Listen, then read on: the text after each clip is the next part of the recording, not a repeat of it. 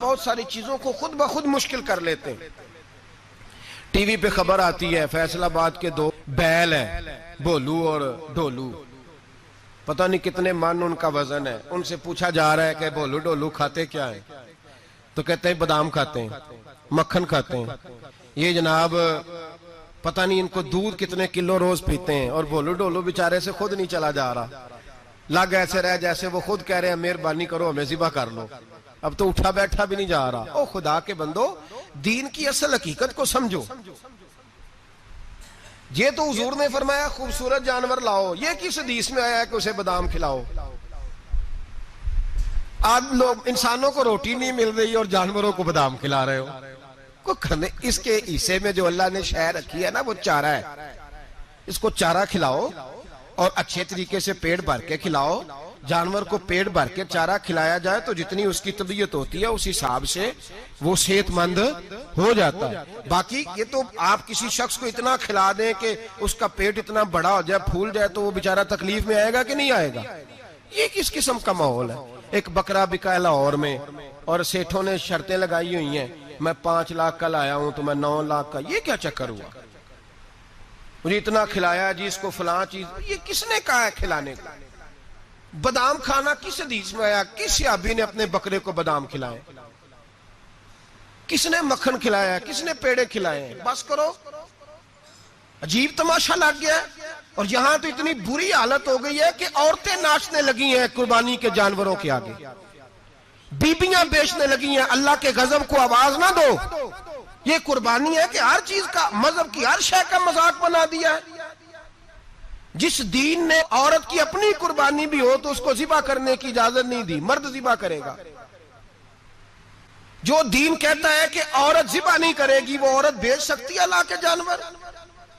یہاں جس کا میں نے رمضان میں بھی کہا تھا، پھر بات دہراتا ہوں، سارا سال ناچتے گاتے ہیں، اور عید کا موقع آتا ہے تو 2-4 مولوی بٹھا کے وہ دین سکھانا شروع کر دیتے ہیں۔ کوئی پتہ ہی نہیں، کوئی خبر ہی نہیں۔ جس بوتل میں کل تک شراب بک رہی تھی اسی میں دودھ پلاؤ گے؟ جس برتن میں کل تک پیشاب تھا اس میں آج لوگوں کو شہد پلاؤ گے؟ بس کرو، یہ مذاق نہیں، یہ رسول اللہ کا دین ہے۔ نبی پاک سید عالم صلی اللہ تعالی علیہ وآلہ وسلم نے کوئی ذمہ عورت کے کوئی چیز نہیں لگائی ایسی جس میں اسے مردوں کے ساتھ شامل ہونا پڑے، اور عورت سمجھ ہی نہیں رہی کہ یہ اس کی تذلیل ہے، عزت نہیں۔ صابن بک رہا ہے تو ساتھ بی بی کھڑی ہے، شیمپو بک رہا ہے تو عورت اس کی جو ہے وہ ایڈ دے رہی ہے۔ یہ عزت ہے عورت کی؟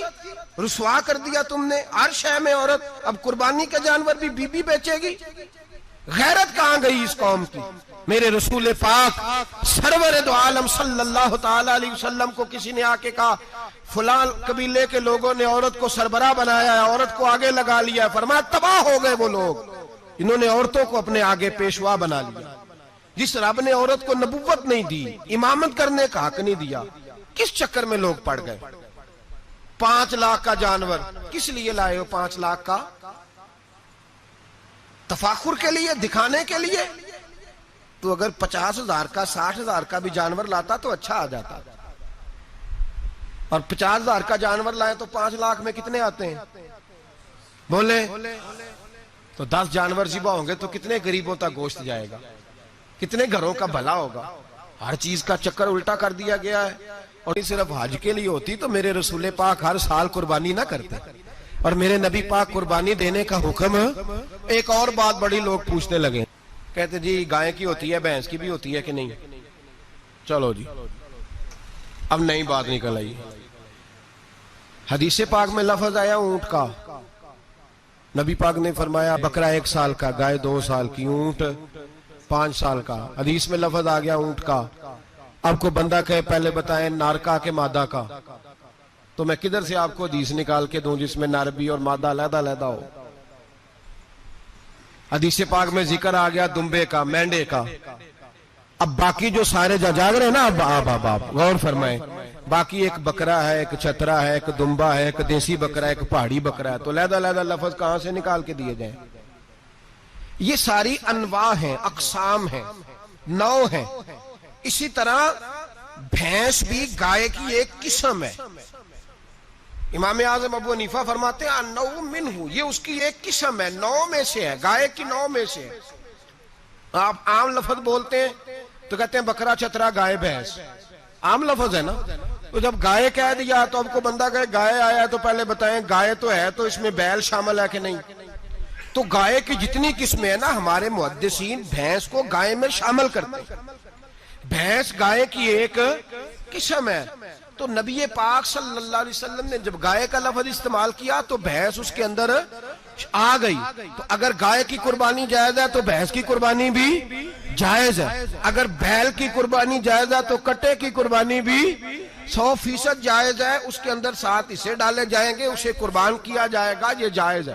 اگر آپ صریح لفظ نکال کے دکھانے کو کہیں گے تو پھر تو بڑی چیزوں میں لوگ الجھ جائیں گے، پھر کیسے نکالا جائے گا خسی کی جائز ہے کہ نہیں، جو خسی نہیں اس کی جائز ہے کہ نہیں، فلاں کی۔ تو ان تفصیلات، ہاں بہت ساری چیزوں کی تفصیلات حدیث میں ہیں لیکن ساری چیزوں کی موجود نہیں۔ اس لیے میرے عزیز یاد رکھیں، بھینس کی قربانی بھی ہوگی، گائے کی بھی ہوگی، بیل کی بھی ہوگی، کٹے کی بھی ہوگی، جن کی نہیں ان کی نہیں۔ ہم نے کبھی کہا ہرن کی قربانی بھی ہوگی یا مرغی کی قربانی بھی ہوگی۔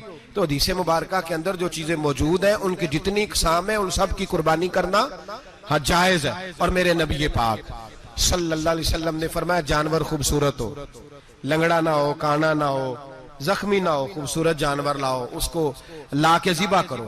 لوگ کہتے ہیں چلو اتنے پیسے اللہ کے راستے میں دے دیں تو یہ کافی نہیں کافی۔ مسلم شریف میں، بخاری شریف میں میرے نبی پاک سید عالم صلی اللہ تعالی علیہ وسلم نے فرمایا 10 ذی الحج کو اللہ کی نظر میں ابن آدم کا سب سے پسندیدہ عمل، لیکن نا 10 ذی الحج کو، کل 10 ذی الحج ہے تو بڑے کام ہوں گے، فجر کی نماز بھی ہوگی، تکبیرات تشریق بھی پڑھی جائیں گی۔ آج فجر سے شروع ہو گئی نا، 9 کی فجر سے لے کر 13 کی عصر تک تکبیرات تشریق پڑھی جائیں گی۔ اللہ اکبر، اللہ اکبر، لا الہ الا اللہ واللہ اکبر، اللہ اکبر وللہ الحمد، اللہ اکبر، اللہ اکبر، لا الہ الا اللہ واللہ اکبر، اللہ اکبر وللہ الحمد، اللہ اکبر، اللہ اکبر، لا الہ الا اللہ واللہ اکبر، اللہ اکبر وللہ الحمد۔ کوشش کریں جب بھی پڑھیں 3 بار پڑھیں۔ تکبیرات تشریق بھی پڑھی جائیں گی، فجر کی نماز بھی کل ہوگی، عید کی نماز بھی ہوگی، لوگ اور بھی کوئی ذکر اذکار کریں گے۔ لیکن میرے نبی پاک صلی اللہ علیہ وسلم نے فرمایا 10 ذی الحج کو اللہ کو اپنے بندے کا جو کام سب سے زیادہ پسند ہے وہ یہ ہے کہ وہ اللہ کے راستے میں جانور کا خون بہائے۔ حالانکہ نمازیں بھی ہیں، اذکار بھی ہیں، تکبیرات بھی ہیں، سارا کچھ ہے، پر اللہ کو سب سے زیادہ کیا پسند ہے؟ جانور کو قربان کرنا۔ یہ اللہ کو بڑے خوبصورت لفظ نبی پاک علیہ السلام نے فرمایا قربانی کا جانور قیامت کے دن اپنے سینگوں اور کھروں سمیت آئے گا، اور جس نے قربانی کی ہوگی اس کی بخشش کروا کے اسے جنت میں لے کر جائے گا۔ تو فرمایا ابن آدم کا سب سے پسندیدہ عمل یہ، سب سے پسندیدہ، کہ وہ 10 ذی الحج کو قربانی کریں، کوشش کریں خود ذبح کریں اپنا جانور۔ یہ حضور کی سنت ہے۔ یہ نہ ہو سکے تو نبی پاک صلی اللہ علیہ وسلم نے اپنے ہاتھوں سے ذبح کرنے لگے حضرت فاطمہ کا جانور، تو فرمایا فاطمہ ادھر آ کے اس کے پاس کھڑی ہو جاؤ، میں تمہارا جانور ذبح کرنے لگا ہوں۔ اپنے جانور کے پاس کھڑے ہوں۔ میرے جو بھائی ذبح کرنے کا کام کرتے ہیں نا، قصاب ہم کہتے ہیں، سارے قصاب نہیں ہوتے، بہت سارے لوگ یہ سعادت حاصل کرتے ہیں اور بڑے نیکی کا کام کرتے ہیں، اللہ انہیں بڑی بہترین جزا عطا فرمائے گا، بڑا خیر کا کام کرتے ہیں۔ لیکن چونکہ رش ہوتا ہے ایسے لوگوں کے پاس، تھوڑی جلدی بھی ہوتی ہے، پہلی تو کوشش کریں تکبیر خود ڈالیں، یہ نہیں ہو سکتا تو قریب کھڑے ہوں۔ ہمارے ہاں ایک رواج یہ بھی ہے کہ 2 بندے ہاتھ رکھتے ہیں، ذبح وہ کر رہا ہوتا ہے تو جس کی قربانی ہوتی ہے اس کو کہتے ہیں تو بھی ساتھ ہاتھ رکھ، ہوتا ہے نا جی بہت ساری جگہوں۔ اب حکم یہ ہے شریعت اسلامیہ کا کہ جب جانور ذبح کریں گے تو پڑھیں گے بسم اللہ اللہ، بسم اللہ اللہ۔ ہاں نبی پاک صلی اللہ علیہ وسلم نے لمبی دعا پڑھی، صحابہ بھی لمبی دعا، انی وجہت وجہی للذی فطر السماوات والارض حنیفا وما انا من المشرکین، یہ بھی پڑھا۔ اور پھر میرے رسول پاک صلی اللہ علیہ وسلم نے یہ بھی کہا کہ اللہ میری طرف سے قبول فرما، میری امت میری اہل بیت کی طرف سے قبول فرما۔ صحابہ جب جانور ذبح کرنے لگتے پہلے یہ دعا پڑھتے، پھر کہتے اللہم تقبل منا کما تقبلت خلیل کا ابراہیم علیہ السلام وتقبلت حبیب کا محمد صلی اللہ علیہ وسلم، اے اللہ ہم سے بھی قبول فرما جیسے تو نے حضرت ابراہیم سے قبول فرمائی اور جیسے اپنے حبیب حضرت محمد صلی اللہ علیہ وسلم سے قبول۔ یہ ساری دعا پڑھیں، اور جب جانور ذبح کرنے لگے تو پھر پڑھیں بسم اللہ اللہ بسم اللہ اللہ۔ اچھا، دو آدمیوں نے ہاتھ رکھا ہوا ہے، دو آدمیوں نے، اب اگر ایک نے بھی نہ پڑھی بسم اللہ اللہ اکبر تو جانور حلال نہیں ہوگا، دونوں کو پڑھنا پڑے گا۔ یہ مسئلہ یاد رکھیں۔ ایک اور بات بھی بتانی ہے آپ کو، وہ بھی آپ نے یاد رکھنی ہے۔ قربانی کے بڑے جانور میں کتنے حصے ہوتے ہیں؟ 7۔ اب 7 حصوں میں 7 کی نیت قربانی کی ہونی چاہیے، 7 کی۔ 6 حصے ڈال گئے، جو چلے تھوڑے سے زیادہ امیر لوگ نہیں تھے، نارمل تھے، انہوں نے 6 حصے ڈال لیے۔ 7واں امیر آدمی تھا، اس کو جا کے کہا یار ایک حصہ نہیں مل رہا تو چل تو نے تو 2-3 بکرے لیے ہوئے ہیں تو بھی شامل ہو جا۔ اس نے پہلے تو کہا نہیں یار میں نے اب لے لی ہیں، پھر جب اصرار کیا تو کہا چلو ٹھیک ہے بڑے گوشت کا قیمہ کرا لیں گے۔ تو اس طرح کرو، ڈال لو میرا بھی حصہ۔ اب 6 کی نیت قربانی کی، 7ویں کی گوشت کی، کسی کی بھی قربانی نہیں ہوگی، گئے سارے۔ اب اس کے لیے شرط کیا ہے کہ اس کو بھی آپ، اصل میں ہمیں مسائل نہیں آتے، نہ ہم سیکھتے ہیں نہ پتہ کرتے ہیں، پھر خرابی ہوتی ہے۔ اب اس سے کہیں کہ یار قربانی سے پہلے اپنی نیت کا اعادہ کر، اپنی نیت کا اعادہ کر، بتا کہ تیری نیت کیا ہے، اگر غلط ہے تو صحیح کر لے، تاکہ سب کی قربانی تو بتا۔ یہ جو تو رکھ رہا ہے قربانی تو کس کی قربانی کر رہا ہے؟ دادا جی کے نام کی، ابا جی کے نام کی، اپنے پیر کے نام کی، استاد کے نام کی، یا رسول پاک صلی اللہ علیہ وسلم کے نام، نبی پاک کے نام کی؟